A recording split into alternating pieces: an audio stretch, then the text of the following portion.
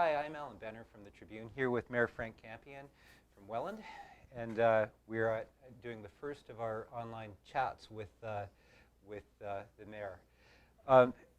Welcome, Frank. Pleasure to be here. Thanks for the invitation. My pleasure. Anyway, we've had a few questions from readers online. Great. One of them is the LED TV. We're being asked, why did we spend $100,000 on a useless television for Main Street? Well, quote. I guess that's one perspective. The other perspective, of course, is that it's part of our communication strategy. Moving forward, we want to be able to almost emulate, it's not going to be Times Square, it's not going to be, young Dundas Square, but, I think we need something down there. And, of course, Hydro's paying for half of it, and we're paying for the other half. So it's this Hydro money can't be used for any other purpose except for something like an LED TV that's low energy consumption and really operates off of a regular, plug-in. And so I think it gives an opportunity to do things like, get messages out to the community. It acts as a billboard, so it's an advertising medium really for the community. We've had a great deal of inquiry on wanting to put their advertising on it. So we're off to a good start as far as generating enough money to cover the cost of it, our $50,000 portion. Could it turn into an income moneymaker for the city? Yeah, after it's paid for, it becomes, everything's kind of gravy after that. As I say, there's been a lot of interest, so I expect that we'll get, a substantial amount of money out of that. It's not going to, make us millions of dollars a year, but it'll certainly bring in some money and, of course, cover the cost of it. So, and you probably know we're trying to get it set up in time for the Tragically Hip concert. Yeah. Is there a potential? I mean, we're talking about tying this into a cancer fundraising event, and there's also been interest across the country, I think, in doing something along those lines with communities coast to coast taking part. Yeah, it's catching on, certainly.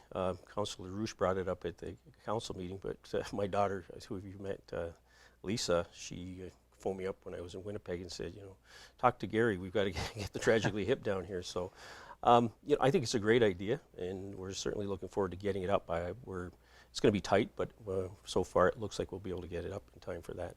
Excellent. Okay. Another question is regarding the, quote, mishandling, that thing with the volleyball building lease. Just any comments on that as far as... yeah, well, first of all, I'd like to clarify, there was no mishandling involved whatsoever. It was a highly publicized, it was all over social media, and, they had a lot of members. As far as we're concerned, it wasn't mishandled at all. We came in with our position during the negotiations for a new contract with them. They came in with very late in the day with an offer. So we were so far apart. We said, well, let's go to an arbitrator, see what the arbitrator says that rent should be, which was in the existing contract. If we can't agree, we go to an arbitration system. And unfortunately, the group didn't come back to negotiate that. So. It was discouraging, but I don't think it was mishandled at all. I think what happened was, for whatever reason, Mr. Bentley decided that, he wasn't going to continue with us. And prior to us even really getting a chance, 4 months before the contract is up, he was out selling his equipment. And so I don't know where you go from there, but we continue to be open to discussion. The contract doesn't end until the end of August, so there's plenty of opportunity to continue. We just need somebody to negotiate with. Is there potential if the existing business doesn't return to find a new tenant? Is that something the city would be open to? Well, yeah, we've had offers already, so there are people that want to do that. I think from a city perspective, whatever happens there is going to be short term. So if somebody did come in, we would, again, as we did with Mr. Bentley, tell them that, this property is going to be sold for land development or housing, and that's what it's there for. That's the funds from that are to be used to offset the cost of the young sportsplex, and so that's a key component. As you know, we lose a lot of money on that every year, so part of that is the financing component. So if we can readjust our financing on it through the utilization of that money that's earmarked for it, we'll be in much better shape with that facility as well. So I'm not sure that people have shown interest. They do want, somebody wants to come in with a volleyball, and we'll just see how that goes. Of course, if that doesn't work, we were going to be happy to get them over the young sportsplex. Fabulous. Okay, I mean, if that goes through with the development there, I mean, you just had a pretty major announcement this morning. Would you like to talk about that? Well, yeah, just briefly, I'm looking forward to reading about it in the paper tomorrow. But yeah, we sold a piece of property out on Prince Charles Drive in Welland, which is right beside the medical center and the new long-term care facility. Several acres of land. We picked up about $1.7 million for it. It'll be developed into townhouses for, we think they'll be very nice townhouses. I think we're looking forward to a very nice development there. And, it's a good use for that property. It's in a great location. We're beside the plaza, beside the health, and so on. So, and of course, the big part of that is we're trying to convert these lots that have been doing nothing into tax-paying properties. And we need to increase our tax base, increase our tax revenue. So for us, it's a really good news story. Fabulous. It's the most recent in a number of pretty big announcements the city has seen. We've got the General Electric announcement. We've got the courts. What's going on? I mean, it seems like we're bouncing back pretty good in Welland. Yeah, I think that's a good way to put it. We're bouncing back. We've had our tough times, and I think we've got some good times ahead of us. So certainly we're on an upswing. We've got the GE, which is a multi-million-dollar, hundreds of millions of dollar investment in our community. Initially bringing in 150 jobs, which people say, well, that's not many jobs, but it's 150 jobs, and they'll be good paying jobs, and there's room for expansion and adding more employees. So I think we're being very conservative with the 150. And then the POA courts are good for us as well. It's a $13.5 million investment by the region, which puts us on the map as a regional center. Welland's always sort of looked at, the southern sister, whereas really we're a center for the region of Niagara. Fabulous. There's been some questions to me actually about how do people go about applying for some of those jobs in General Electric. I think it's a little bit premature at this point, but. It's premature right now, and I think, I've heard some people saying, well, they're just going to bring in people from Waukesha and, nobody in town is going to get a job. That's not the case at all. We've been talking, I've met with the group, including Elise Allen, the president of GE Canada. We're down meeting with us, and they showed a very keen interest in getting back in discussions with us regarding employment and training. And so they'll be getting in touch with us shortly. We're going to be talking to the college to see how they fit into the whole thing. So they're very interested in our workforce, and that's one of the reasons that they located here, was because of our workforce. Okay, and this sounds like the announcements are continuing. We've got something regarding GO tomorrow. Yeah, I understand there's going to be an announcement for GO. We're not sure what that announcement is, but anxiously awaiting. You don't know? No, there's. Okay. I have no knowledge, and I probably would guess that most people don't know. I think they're keeping very tight-lipped. Okay. Probably, speculatively. I mean, after all the work that's gone on previously, any idea, or what would you hope to see from this? I guess the hope is the sooner the better.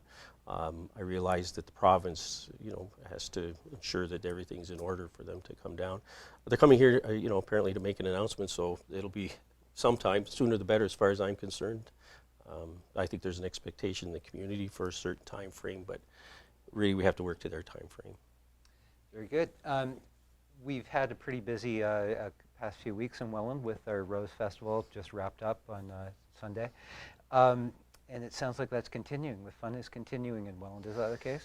Yeah, we've got lots of activities going on. The Rose Festival always is a big event, and certainly we had a great time in the parade yesterday. We've got other festivals. We've got our music on the canal happening every week, and we had I would consider a record-breaking turnout, the one we had on Friday with the Caverners. It was just packed, and the music was great, and everybody had a great time. So, that was a good thing. And then we've got our supper on the canal, where they're every Thursday nights. So, yeah, there's a lot of community activity going on. It was a busy weekend for me. I was opening a splash pad down in Dane City, which they're all very excited about, and it was really nice. And they had the Faith Tabernacle block party over at St. George's Park, which was well attended. So yeah, there's lots and lots of stuff going on. Very exciting times for Welland.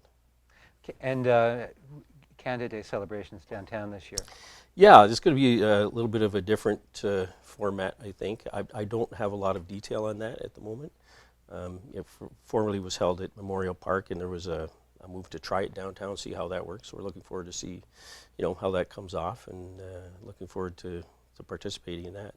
So another topic, I just forgot about the other thing I did on Saturday, which was may be of interest, is I met with 6 representatives or 6 delegates from Tangshan, China, in my office on Saturday morning, and they expressed an interest to get into discussions about, they're looking at some foreign investment, and we're certainly interested in foreign investment, so we're opening the door to that kind of discussion as well. So it's a busy Saturday. Any idea what the purpose of that, what their plans are, what their hopes are? No, not particularly. It was sort of an introductory meeting.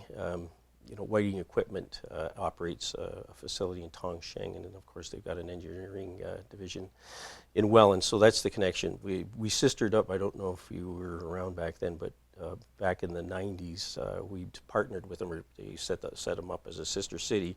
Sort of fell off the rocks, and so there was an opportunity for me to meet them again and hopefully, rekindle that partnership, because there's certainly opportunity for us there, or having them come here. Would there be any sort of interest, do you think, in some of our brownfield sites? I mean, I think there's been a lot of people eager to see something happening at the old John Deere's plant or on Ontario Road. Yeah, well, there are several different types of brownfields that we have. Some are city-owned, but most of them are not city-owned, so we don't have a lot of jurisdiction over what happens on those properties. So, we're always trying to get companies to, if they're not operating, please sell your facility so that we can get somebody in there that is operating and employing people.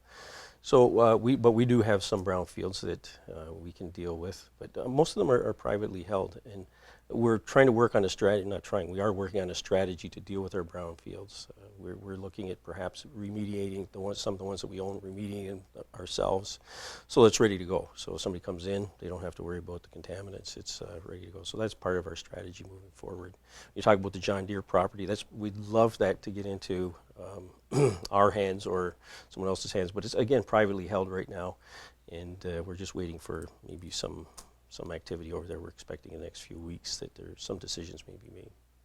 Speaking of some of the brownfields, on Lincoln Street at the corner of King, there's a conditional sale sign that's posted there. It's been there conditionally sold for a few months now. How long does the condition last? And well, what again, are the conditions? that's a privately held piece of property, so the conditions are between the owner of the property and the company that's trying to buy them. I don't know much about those conditions. Again, it's a fantastic piece of property if it weren't somewhat contaminated. So I'd love to see somebody get in there, clean that up. It's waterfront property right on our canal, so I'm hoping that something will come of that. So it's a wait and see right now. Okay. A lot of the neighboring communities have implemented fire bans for this weekend, and I haven't seen a notice from Welland yet. Do you know if that's pending, or Wainfleet just, for instance, announced today? Yeah, and I think all those things are being generated through the fire department. So again, we're waiting to see what the fire chief has to say about that. He's the expert. I'm not going to question it one way or another. Whatever he says, I think, is what we need to do. So waiting direction right now. It's certainly dry conditions out there. It's dry conditions out there, yeah. Okay, and I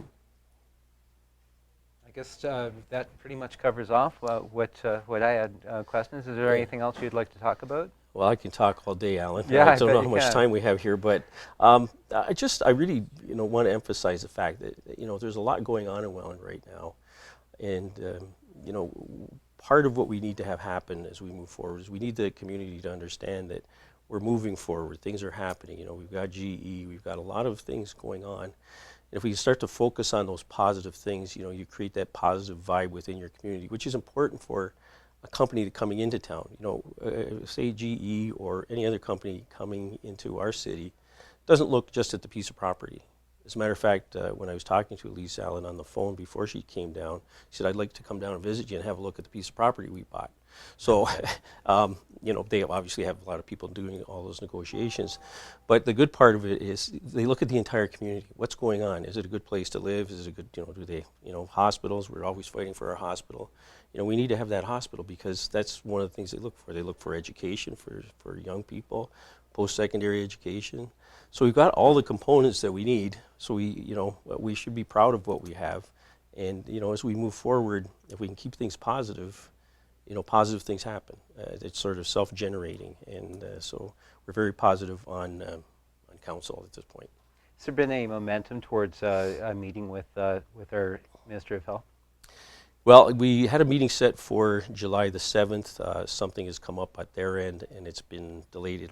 We're not sure the exact date, but we are continuing to work on a package for the minister showing him why he needs to keep the hospital open in Welland. There are many, many reasons. I won't get into them now. I know we're running out of time, but we're compiling that right now, and we're going to present a very, very strong case and be as forceful as we can. Very good. Thank you for watching. It's Alan Benner from the Tribune. I'm here with our Mayor, Frank Campion, and tune in again next month, and we'll continue this series. Hopefully we'll have some new great news to share at that point.